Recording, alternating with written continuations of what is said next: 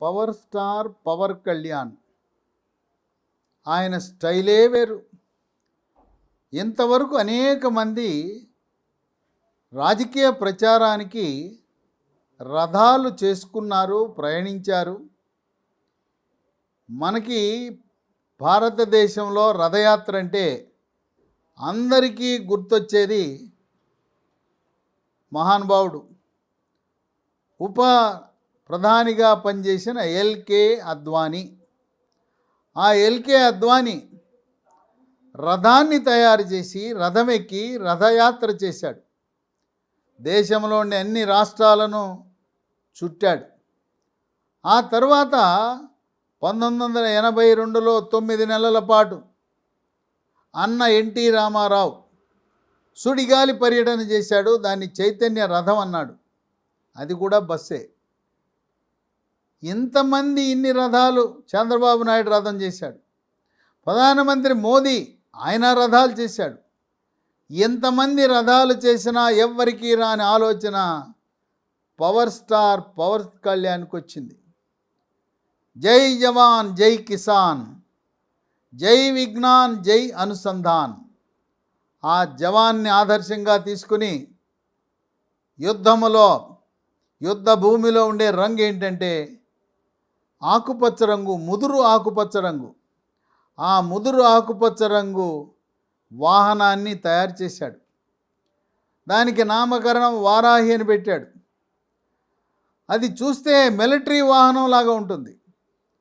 అది ఎవరు కూడా సాధారణ రాజకీయ పార్టీ రథంలాగా లేదు. ఈ రథాలు చాలా పాపులర్ అయినాయి దేశవ్యాప్తంగా. ఏ రాజకీయ పార్టీ అయినా, చిన్న ఎన్నికైనా, పెద్ద ఎన్నికైనా, స్థానిక సంస్థలైనా, అసెంబ్లీలైనా, పార్లమెంట్ అయినా రథయాత్రలు చేయటం ప్రారంభించారు నాయకులు. కానీ ఇది చూస్తే అది యుద్ధభూమిలో ఉండే వాహనంలా ఉంది, కానీ అది ఎవరు కూడా రాజకీయ పార్టీకి వినియోగించే ప్రచార రథంలా మాత్రం లేదు. కొన్ని సోషల్ మీడియాలో వీడియోలు విడుదలైనవి. ఈ రథం నడుస్తూ ఉంటే దాని పక్కన పంజాబీలు, సిపాయిలు దాని పక్కన నడుస్తుంటే ఎంత హుందాగా, అందంగా, ఎంత ధైర్యాన్ని ఇచ్చే విధంగా ముందుకు సాగుతూ ఉంది. అంటే ఇది సమరశంఖాన్ని పూరిస్తున్నాను, యుద్ధంలో సైనికుల వలె మా జన సైనికులు పోరాడతారు, నీతిగా, నిజాయితీగా, చిత్తశుద్ధితో, అంకిత భావంతో, అవినీతి రహిత పాలన కోసం, పేదవాడి యొక్క కష్టాలు తీర్చడం కోసం, ఆర్థిక అసమానతలు తొలగించడం కోసం, రైతులు, యువత, మహిళలు, కౌలు రైతులు, బడుగు బలహీన వర్గాలు వాళ్ళ యొక్క జీవన ప్రమాణాలు మెరుగుపడాలనే సంకేతంతో ఈరోజు 2 తెలుగు రాష్ట్రాల్లో యువత అత్యధికంగా ఉన్న ఏకైక పార్టీ జనసేన పార్టీ. ఇంకా ఏ పార్టీలో కూడా అంతమంది యువత లేరు. 18 నుంచి 35 సంవత్సరాల మధ్య ఉన్న అత్యధికంగా యువత అంతా జనసేన పార్టీలో ఉన్నారు. డబ్బులు ఇవ్వకుండా, వాహనాలు పెట్టకుండా లక్షలాది మంది స్వచ్ఛందంగా జనసభ, మరి బహిరంగ సభకు వచ్చే ఏకైక పార్టీ, ఏకైక నాయకుడు, ఏకైక పార్టీ జనసేన పార్టీ, ఏకైక నాయకుడు పవర్ స్టార్ పవన్ కళ్యాణ్. చాలామంది రాజకీయ పార్టీలు విమర్శలు చేస్తుంటారు. వాళ్ళు ఏదో సినిమా యాక్టర్ కనుక చూడటానికి వచ్చారు, సభకు వచ్చినంత మాత్రాన నీకు ఓట్లేస్తారా?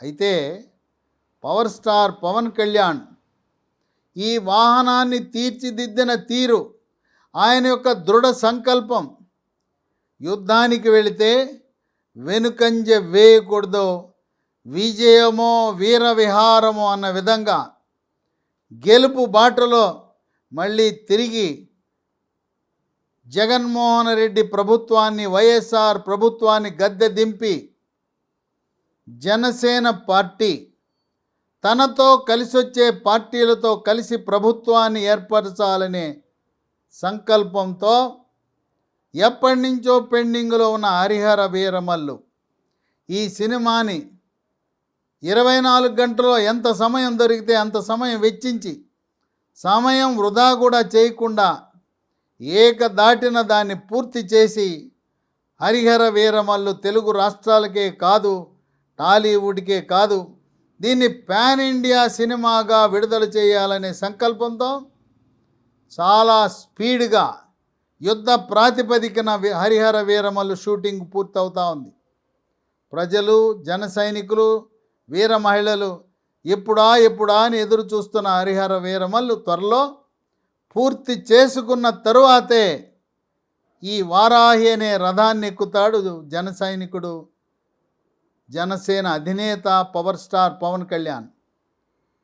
పవర్ స్టార్ పవన్ కళ్యాణ్కి ఆంజనేయుడు అంటే చాలా ఇష్టం. ఆంజనేయ స్వామి కరీంనగర్ జిల్లాలో ఉండే కొండగట్టు ఆంజనేయ స్వామి దగ్గర పూజలు చేసి, వాహనానికి కూడా అక్కడే పూజ చేసి, ఆయన యొక్క ఆంజనేయుడి యొక్క ఆశీస్సులను పొంది ఏ విధంగా ఆంజనేయుడు మరి రాముణ్ణి, సీతని కాపాడాడో అదేవిధంగా ఆంధ్రప్రదేశ్ రాష్ట్రాన్ని కాపాడాలనే దృఢ సంకల్పంతో ఆర్థిక సంక్షోభంలో కూరుకుపోయి అభివృద్ధి శూన్యమైన, పెట్టుబడులు శూన్యమైన ఆంధ్రప్రదేశ్ రాష్ట్రాన్ని మళ్ళీ పూర్వ వైభవం దిశగా అడుగులు వేయించాలని దృఢ సంకల్పంతో పవర్ స్టార్ పవన్ కళ్యాణ్ ముందడుగులు వేస్తున్నాడు. పవర్ స్టార్ ఆయన ఎదిరించే వ్యక్తులు, శక్తులు ఎవరూ లేరు. అడుగడుగునా విమర్శలు చేస్తున్నారు. ఆయన్ని విమర్శించడానికి కాపు కులానికి చెందిన ఎమ్మెల్యేలను, మంత్రులను పెట్టి ఏవేవో విమర్శలు చేయిస్తున్నారు. ఎన్ని విమర్శలు చేస్తే అన్ని విమర్శలు కూడా ఆయనకు ఆశీస్సులై ఉంటాయి. అనవసరమైన విమర్శలు చేయటం వల్ల ఆంధ్రప్రదేశ్ రాష్ట్రంలో ఉండే జన సైనికులను, వీర మహిళలను రెచ్చగొట్టి వాళ్ళని ప్రేరేపించి దృఢ సంకల్పంతో ఉద్యోగాలు చేసేవాళ్ళు ఉద్యోగాలకు సెలవు పెట్టడం, అలాగే కొంతకాలము పూర్తి సమయాన్ని జనసేన గెలుపు కోసం కేటాయించాలని వాళ్ళలో సంకల్పాన్ని పెంచుతున్నారు. వైఎస్ఆర్సీపీ నాయకులు ఎన్ని విమర్శలు చేస్తే అంత ఎత్తుకు ఎదుగుతుంది జనసేన పార్టీ.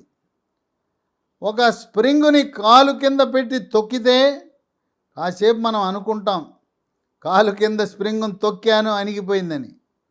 కాలు తీయగానే ఆ స్ప్రింగు ఆకాశానికి వెళ్తుంది. అదేవిధంగా జనసేన కూడా ఆకాశం ఎత్తంత ఎదిగి ఆంధ్రప్రదేశ్ రాష్ట్రంలో అధికారంలోకి వస్తుంది.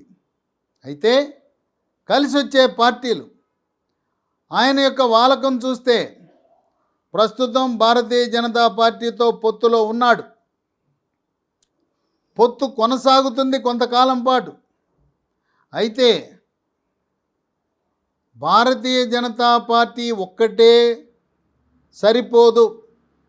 తెలుగుదేశం పార్టీ మద్దతు కూడా ఆంధ్రప్రదేశ్ రాష్ట్రంలో వైఎస్ఆర్సీపీ పార్టీని గద్దె దింపడానికి కావాలని గ్రహించిన జనసేన అధినేత అవసరమైతే సరైన సమయంలో సరైన నిర్ణయం అనే పంధాన వాళ్ళు నవంబర్, డిసెంబర్ 2023 వరకు వేచి చూసి తెలుగుదేశం పార్టీతో పొత్తుకు కలిస్తే సరే, లేని పక్షంలో భారతీయ జనతా పార్టీతో గుడ్ బై చెప్పి తెలుగుదేశం పార్టీతో పొత్తు పెట్టుకుని కలిసి వచ్చే పార్టీలైన సిపిఐ, సిపిఎం,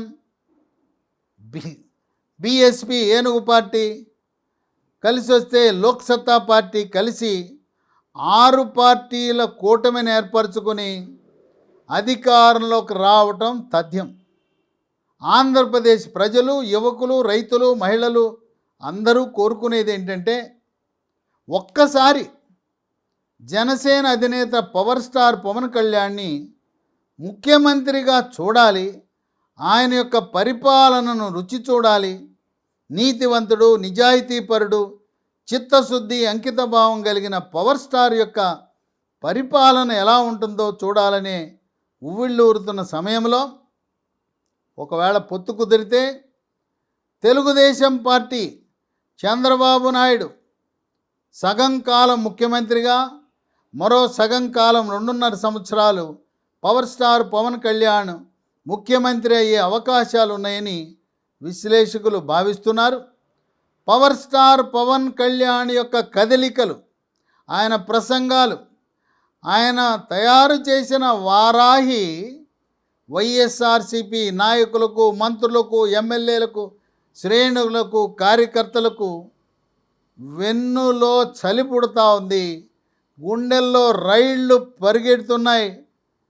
కనుక వాళ్ళు లేనిపోయిన ప్రగల్భాలు పలుకుతూ, నీకు దమ్ముంటే ఒంటరిగా పోటీ చేయి, నువ్వు ఎవరి పల్లకో మోయటం ఎందుకు, చంద్రబాబు నాయుడు పల్లకి ఎందుకు మోస్తున్నావని రెచ్చగొట్టి పార్టీలు కలవకుండా జనసేన, బీజేపీ రెండూ కలిసి పోటీ చేసేలా వాళ్ళు వ్యూహం రచించేసినా చెప్పగానే చెప్పేశాడు, నేను ఆంధ్రప్రదేశ్ రాష్ట్రంలో నేను స్థానికుణ్ణి, నాకు ఢిల్లీ నుంచి ఏ అవసరాలు లేవు, నేను పోరాటం చేస్తాను, ప్రజల దగ్గరికి వెళతాను, ప్రజల మనోభావాలను గుర్తిస్తాను, ప్రజల మద్దతు పొందుతాను.